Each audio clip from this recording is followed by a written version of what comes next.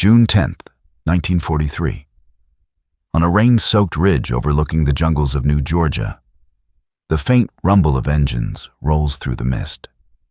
American M4 Sherman tanks, still shining with factory paint, grind their way off the landing craft and into the steaming mud.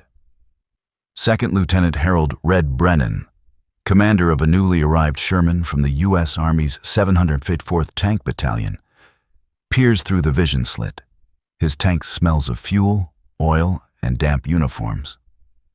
The radio crackles. Charlie 2-1, advance to the ridge line. Watch for AT nests. But the jungle is alive with laughter. On the opposite side of the clearing, Sergeant Major Kiyoshi Tada of the Imperial Japanese Army raises his binoculars. He watches the clumsy American tank sink half its tracks into a swampy trail. His men snicker from their camouflaged foxholes. "Steel turtle," one mutters. Another adds, "It dies in the mud before we shoot." They have reason to be confident. Japan's Type 97. Chiha tanks, though lighter, have already tangled with Allied armor across the Pacific. And in the jungles, terrain, not technology, decides the victor. The Sherman's 75mm gun, impressive in Europe, is nearly useless when the enemy hides behind coral, vines, and trees thicker than steel. The Americans push forward anyway. Machine gun fire rattles from the tree line, bullets snapping like insects against the tank's hull. Inside, Red shouts to his gunner, "He round. That bunker, 1 o'clock." The shell slams into the palm-covered position, detonating with a dull thump. Dirt rains down. A single bamboo pole topples. Nothing else. "Reload." "Guns jammed, sir." Then, a flash. A Japanese Type 1 47mm anti-tank gun fires from a concealed ravine. The shell punches through the Sherman's thin side armor with a metallic shriek. Red feels the blast throw him against the turret wall. Fire blooms behind him. By nightfall, 3 of 5 tanks in his platoon are gone. The survivors are towed back to the beach for repair, their armor blackened and scarred.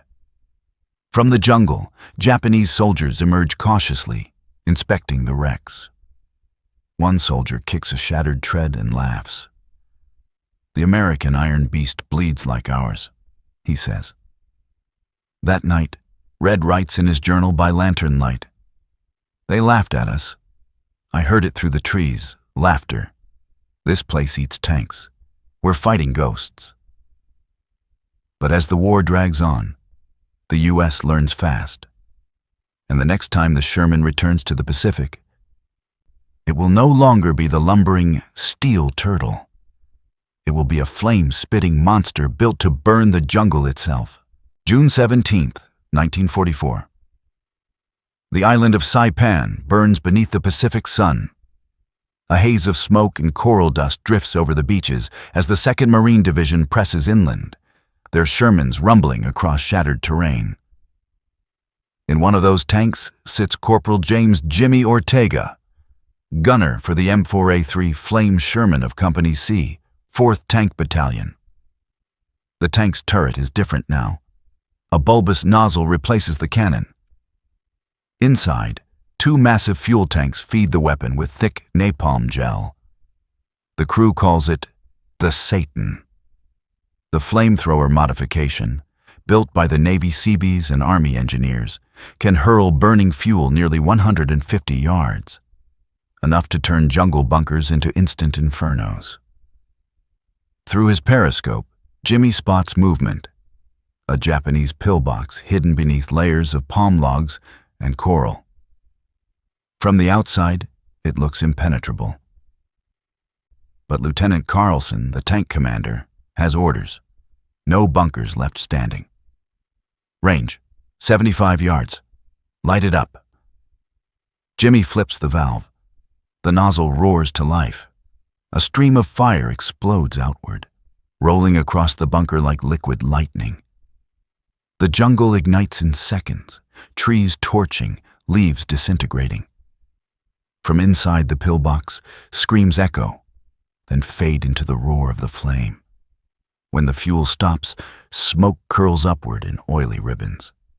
No more laughter from the trees. The infantry moves behind the tanks now, a reversal of every lesson learned in the Pacific so far. Marines use the flaming Shermans to spearhead assaults, clearing bunkers that would have taken dozens of lives to storm by hand. But to the Japanese defenders, the sight of these machines is something out of a nightmare.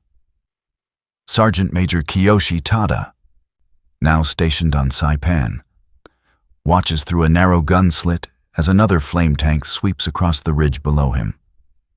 The heat from the blast sears his face even from 50 meters away. He turns to his men. They are terrified. "These are not tanks," one whispers. "They are demons."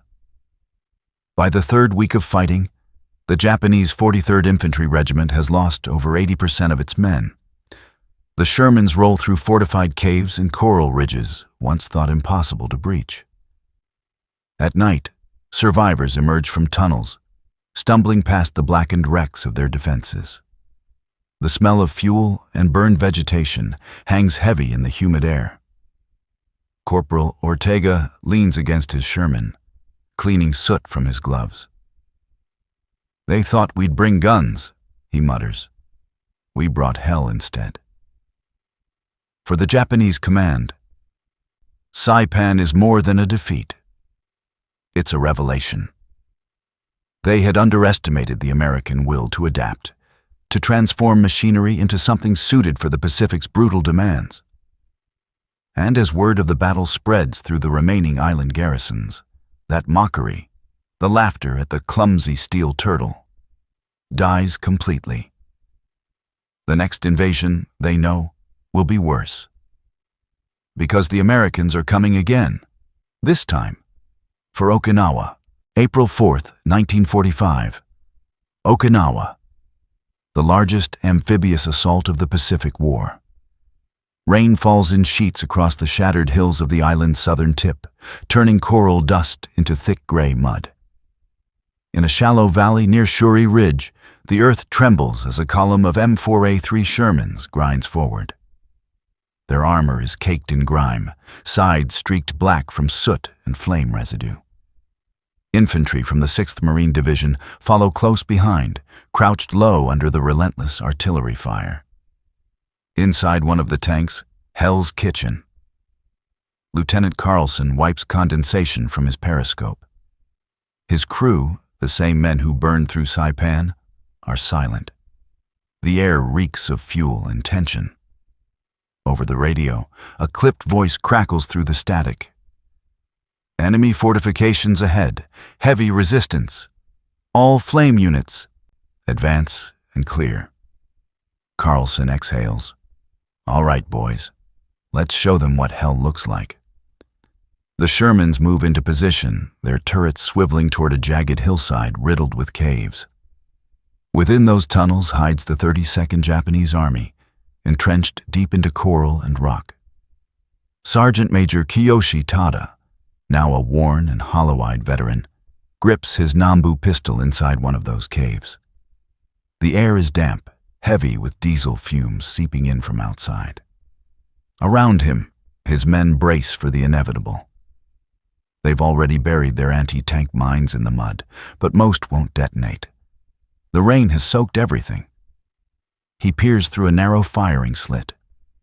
Through the fog, the Shermans appear, hulking, steady, and unstoppable. Then, one of them opens fire. A column of liquid fire bursts forth, roaring across the hillside. Flames crawl along the ground, devouring grass, mud, and air itself. The heat is suffocating, the sound deafening. Inside the cave, Tada's men scream as the oxygen vanishes, replaced by smoke and flame. The once unshakable defenders of Saipan and Iwo Jima now die gasping in the dark. Outside, Carlson watches through his sight. "That's one down," he mutters. "Keep it moving." But even for the Americans, the horror is palpable. After each assault, they advance through charred tunnels, finding bodies fused to the walls, weapons melted into rock. The price of victory feels heavier each day. At night, the horizon glows orange. The island itself seems to burn.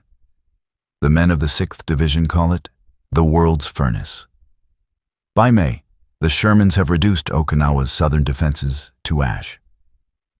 The Japanese strongholds once thought impregnable, Shuri Line, Kakazu Ridge, Sugarloaf Hill, all fall, one by one, under flame and steel. When the final pocket of resistance collapses, Tada is among the few left alive. Captured, he sits by the roadside, watching a column of Shermans roll past. His lips are cracked, eyes hollow, uniform singed. A Marine interpreter asks if he has anything to say. Tada looks up slowly. His voice is hoarse but calm. "We thought your tanks were clumsy," he says. "We were wrong. They are merciless." The interpreter says nothing. He doesn't need to. For the Americans, the M4 Sherman has become more than a tank. It's an instrument of adaptation. Proof that industrial ingenuity can outpace even nature itself. For the Japanese, it is the sound of defeat, the mechanical heartbeat of an empire collapsing. When the war ends that August, the jungles of the Pacific fall silent at last.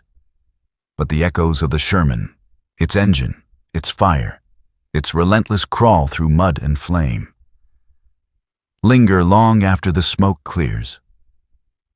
And for the soldiers who once laughed at it, the memory of that laughter becomes a ghost they carry for the rest of their lives.